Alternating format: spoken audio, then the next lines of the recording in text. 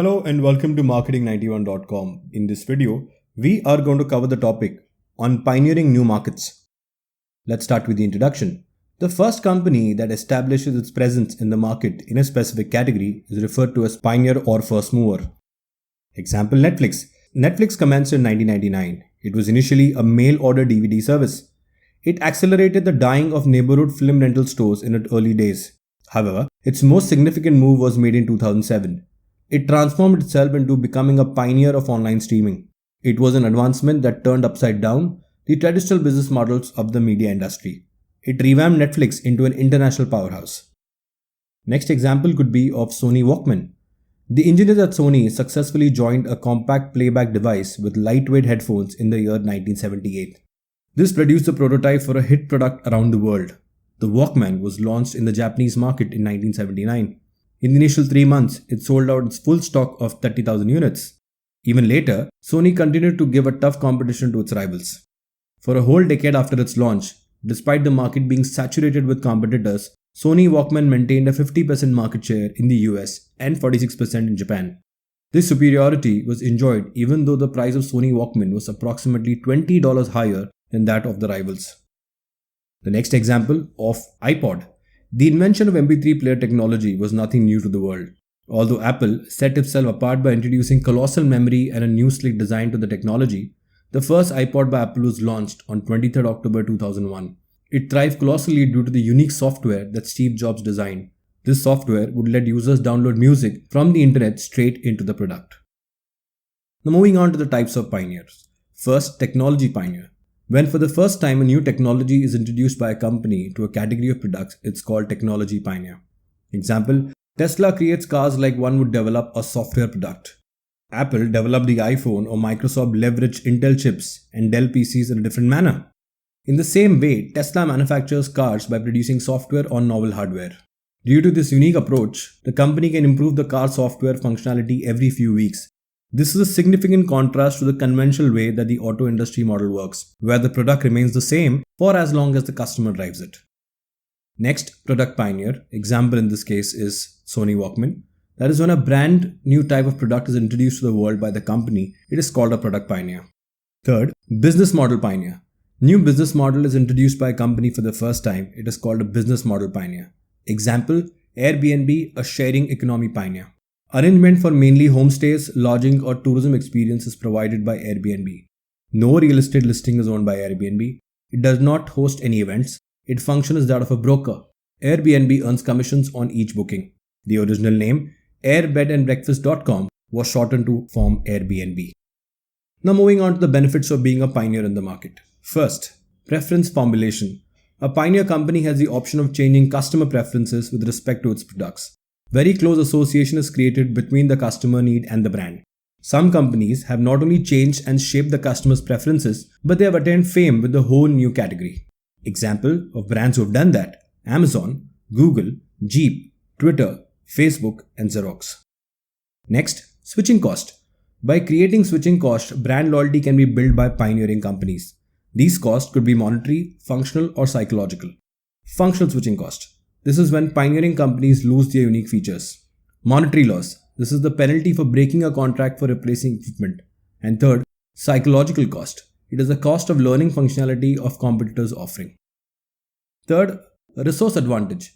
Getting scarce resources such as raw material, human resource, distributor network, and geographic location can turn out to be beneficial for a pioneer. Competitors can be kept away by pioneers if they secure exclusive access to important mineral resources. The fourth benefit, barrier to entry. Competitors can be restricted from infiltrating the market if the pioneers create technological barriers. Exclusive rights for using a particular design or invention that is important for developing products necessary for the success among a target audience can be reserved by the pioneer company. The example in this case is India's, or I would say world's leading edutech company, Byju's. Byju's is a learning app which comes under the Indian Educational Technology segment, or EdTech. It was an online tutoring firm established by Baiju Ravindran in Bengaluru in 2011. With a valuation about $11.1 billion, it was the world's most valued edtech company in September 2020. Byju's claimed to have posted Rs 2,800 crores revenue in the financial year 2020. They have patented the Byju's video technology. Next benefit, learning curve. The learning curve can be beneficial to the pioneer. Accumulative output can be increased over time if pioneer companies increase their production efficiency. The longer the pioneer is in business than the competitor, the more advantage the pioneer gains in terms of level of workforce experience, better technological know-how, and production process. Now moving on to the drawbacks of being a pioneer. First, free riding. The resources, product design, regulatory approval, infrastructure development, and human resources of a pioneer can be used by a latter entrant. The product can be reverse engineered and improved by a latter entrant by investing a small amount of resources in developing the original product. Example, Compaq. Compaq legally reverse engineered IBM's BIOS software and licensed MS-DOS from Microsoft. In India, in the very first year, they sold more than $50 million worth of these computers. Next, Incumbent Inertia. Market opportunities and technological opportunities are left open for customers by the market leader. The unwillingness to cannibalize existing product lines through the adoption of new business models for new technology can lead to incumbent inertia. Example, Nokia failed to grasp the software concept. Nokia was a leader in mobile phones in the late 1990s and early 2000s throughout the globe. The profits shot through the roof. People eventually understood that not voice but data is the future of communication. That is when there was an arrival of companies who focused on the internet. Soon the glory days of Nokia ended. In 2013, Microsoft acquired the hardware division of Nokia. Tanya Gleason in a TechCrunch article said that Nokia did not comprehend the concept of software. It did not accept the idea of formulating an ecosystem around apps either. They focused on hardware and got stuck at the stage. Because of its reluctance to switch from a focus on hardware to software is what doomed the company and left them way behind in the race. And third, market uncertainty. A significant drawback of being the market pioneer is market uncertainty, which is related to the offering. Uncertain consumer preferences, uncertain demands, and uncertain technological surroundings are dealt with by pioneers since they are the first to enter the market. Everything has to be developed from scratch by the pioneer, which is not the case with followers since their data is readily available to make their model. One of the final examples in this case is of Kodak. Kodak made the colossal mistake of clasping onto analog camera instead of moving quickly to digital. Due to all its resources, Kodak had a very early start with digital cameras.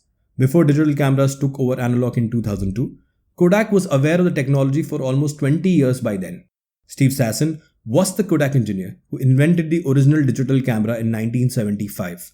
According to him, people inside the company reacted to the new invention by saying, "That's cute, but don't tell anyone about it." He was incapable of persuading anyone in Kodak of the power and potential of his invention.